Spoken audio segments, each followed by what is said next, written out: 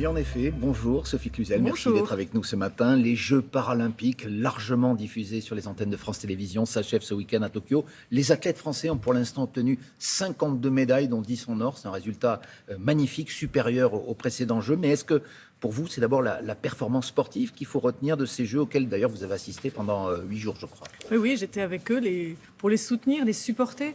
52 médailles. On avait dit, allez, 35. C'est vraiment une performance extraordinaire. Mais vous avez raison. Au-delà de ces Jeux paralympiques, c'est surtout des athlètes, des para-athlètes qui ont fait des performances extraordinaires dans toutes les disciplines, même dans des nouvelles disciplines qui ont été proposées au regard de tous les citoyens du monde, parce que France Télévisions a contribué à la diffusion. C'est très important. Mais c'est des images extraordinaires. Justement, les performances de ces athlètes français et internationaux, est-ce que c'est un exemple, est-ce que c'est un moyen pour les personnes en situation de handicap d'avoir envie de se dépasser, en particulier pour les plus jeunes? Est-ce que c'est un modèle, ces champions? Bien sûr, ce sont des modèles, mais comme les champions olympiques, qui sont des modèles pour tous les Français et pour les citoyens du monde, comme vous l'avez dit. Non, je pense que c'est très important. D'abord, ça permet de montrer que, quelle que soit sa situation de handicap, on peut être performant en tant qu'athlète. Et pourquoi je dis ça? Parce que maintenant, on a des jeux très, très intéressants.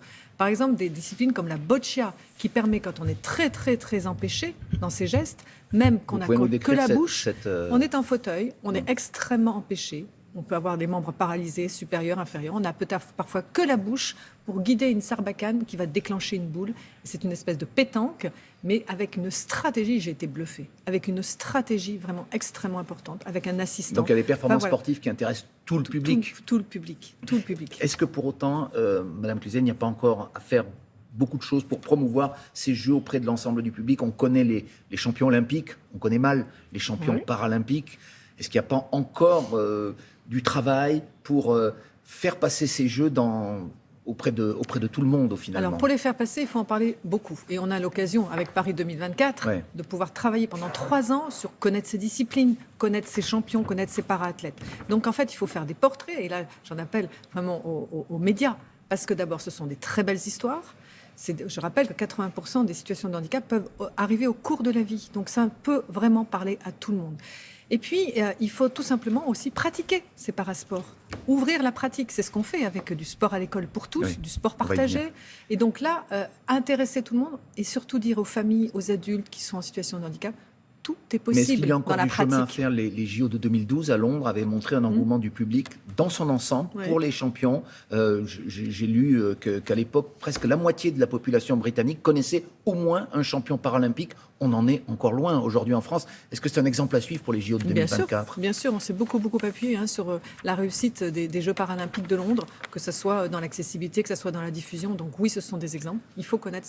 On aura l'occasion ce week-end de pouvoir mieux les connaître. Et tout au long de ces 3 ans... Il y aura une cérémonie au Trocadéro. Exactement. Pour le passage de la flamme. Oui, et puis la pratique des sports, des parasports, intéresser les Français, connaître leurs champions, avant tout, c'est très important. Mais le fait de séparer dans le temps les Jeux olympiques et les Jeux paralympiques qui ont lieu plusieurs semaines après, est-ce que ça ne crée pas de fait un handicap? Est-ce que ça ne place pas un peu les Jeux paralympiques en deuxième division par rapport aux JO Alors, on est obligé, pour des problèmes d'adaptation du matériel. On ne pourrait pas les faire en même temps? Non, on ne peut pas les faire. On a besoin de 15 jours pour préparer justement tous les sites. Mais l'intérêt, c'est que Paris 2024, les Jeux sont unifiés. On a une équipe de France unifiée. On a des Jeux unifiés. Moi, je voudrais que la flamme, elle reste. Elle ne parte pas après les Jeux Olympiques. Elle reste. Cet esprit de la flamme, il doit continuer jusqu'à la fin des Jeux Paralympiques. C'est très important.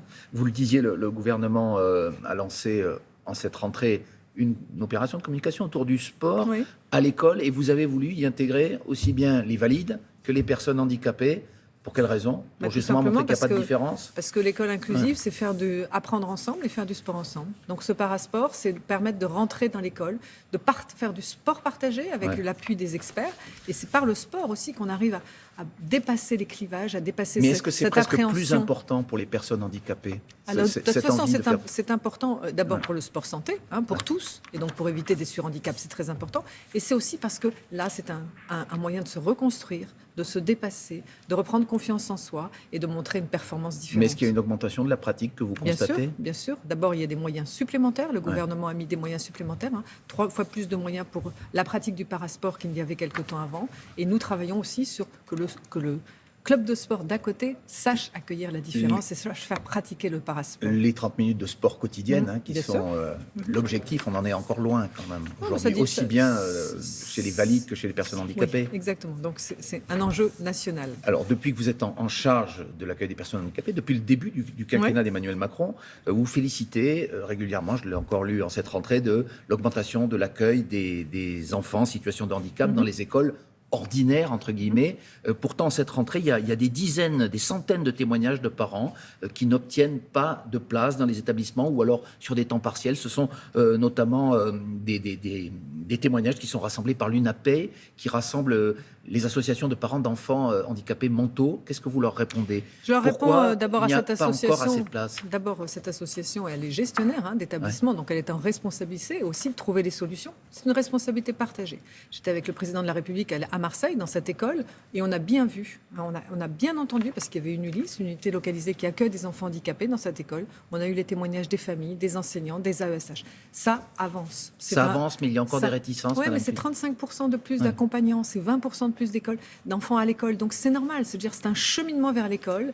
On a encore, bien sûr, des progrès à faire, mais on avance sur tous les fronts avec le ministre. La formation, les enseignants, l'émaillage de dispositifs, les associations gestionnaires qui sont en pleine responsabilité. Je vous rappelle que c'est 12 milliards de financement auprès des associations gestionnaires qui sont en pleine responsabilité de trouver les solutions pour justement des enfants qui ont... Mais quelle réponse à court terme vous pouvez donner à ces familles qui, en cette rentrée, n'ont pas de place pour leurs enfants ou alors 1 ou 2 heures par semaine? Ce sont des cas... 85% des enfants sont scolarisés à temps plein, je tiens à le redire. Et quand il y a encore des dysfonctionnements, on est en mode de cellule d'écoute.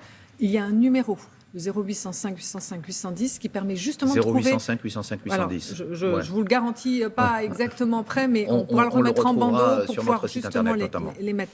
Et là, personne ne doit rester sans solution. J'étais dans une cellule d'écoute, et pas plus tard qu'avant-hier à l'inspection de Paris, très grosse inspection académique, qui a mis en place justement les moyens pour trouver les solutions quand il y a encore des dysfonctionnements. Je tiens à rassurer les familles, ne restez pas seuls, appelez-nous, et puis nous serons là à leur côté. Alors vous le rappeliez, Sophie Cluzel, à l'instant, vous étiez à Marseille, et pour cause, puisque vous êtes l'une des figures de La République En Marche en région Provence-Alpes-Côte d'Azur. Vous avez failli d'ailleurs porter les couleurs de votre parti, de ce parti au cours des dernières régionales. Il y a eu quand même... je les ai portés. Vous les avez portés, mais finalement c'est Renaud Muselier, on ne va pas refaire l'histoire, mais qui a été le candidat. Mais on a 18 conseillers régionaux de la majorité présidentielle dans la liste dans l'Assemblée régionale Provence-Alpes-Côte d'Azur. Bon. On ne va pas refaire l'histoire des régionales. En tout cas, on a senti, après le discours d'Emmanuel Macron, notamment sur la question des écoles, un peu de déception, même beaucoup de déception, de la part des parents d'élèves et des syndicats d'enseignants sur les moyens apportés par l'État sur ces écoles insalubres dont on a beaucoup parlé ces derniers jours. Finalement, il y a des engagements, mais ils ne sont pas chiffrés. L'État ne dit pas concrètement combien d'écoles il va restaurer, il va réparer. Et est-ce que vous comprenez cette déception? Alors, c'est la municipalité qui est en charge des écoles, je tiens à le redire, la municipalité de Marseille. Et ce travail de programmation de co-construction, il démarre. Il démarre avec le maire de Marseille, avec qui nous étions en effet toute la matinée dans cette école, l'école de Bouges, et les associations, les parents d'élèves ont salué cet engagement. Maintenant, il faut le construire, il faut le programmer. Ouais. Ils attendaient des engagements chiffrés, notamment les syndicats d'enseignants aussi. Oui, les syndicats d'enseignants ont eu des engagements chiffrés, les parents aussi, puisqu'on a fléché déjà une trentaine d'écoles qui vont démarrer très vite. L'école où on était, ça y est, les appels d'offres au niveau des architectes vont être lancés. On ne fait pas une école en un claquement de doigts. Donc, je pense qu'il y a un très bel engagement, extrêmement bel engagement, que ça soit que sur l'école, non, pas que sur l'école, aussi sur les éducateurs, sur les médiateurs dans les quartiers. Donc, vraiment, c'est le Marseille de demain qu'on veut construire. C'est une ville que j'aime. C'est le Marseille de demain ou c'est la France de demain? On a eu l'impression qu'Emmanuel Macron était en campagne électorale avant sa déclaration de candidature. Je pense qu'on est à 7 mois de la fin du quinquennat et qu'on est vraiment engagé pour engager des réformes. À 7 mois, on peut encore engager des grandes réformes. Ce plan pour Marseille, c'en est une. Ça va être un vrai laboratoire, on va pouvoir changer la donne, vraiment, et on va pouvoir essaimer. C'est ce que le président a dit. On évaluera, et si ça marche bien, on tout simplement dernière on question, Madame Cluzel. Il y a eu un geste d'Emmanuel Macron qui a provoqué des réactions, vous en avez entendu parler. C'est cet hommage qu'il a rendu en cette rentrée scolaire à l'enseignant Samuel Paty. Mais dans cette même vidéo, il a montré un portrait de McFly et Carlito, les deux humoristes auxquels il avait promis cette cette exhibition de leurs photos, ça a choqué à la fois des responsables politiques. Est-ce que vous le comprenez ou vous dites que c'est une maladresse ou c'est pas Non, grave? je pense que ce sont des polémiques stériles. Franchement, D'accord. cet hommage, il est très important.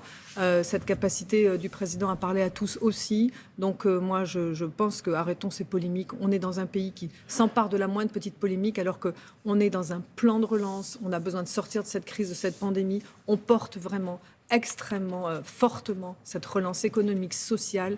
Le président a annoncé des grandes mesures et nous les exécutons. Et moi, je serai vraiment partout sur le territoire. J'étais en Dordogne hier encore pour pouvoir tout simplement m'assurer de l'exécution des réformes. On vous a entendu. Merci beaucoup, Sophie Merci. Cluzel. Et c'est la fin de ces 4 vérités. Bonne journée à tous.